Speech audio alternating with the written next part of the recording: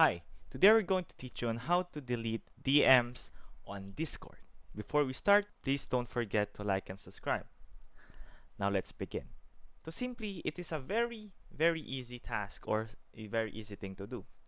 The first thing that you need to do here is to go to a conversation in the direct messages part of Discord, and from there, let's say that we're going to open this conversation, and after that, what we need to do here is head on over to that text or to that DM, and from there, as you can see here at the right side of the screen, simply click on the three dots that says more and simply delete message, and it will ask you again if you want to make sure or are you sure that you want to delete this message.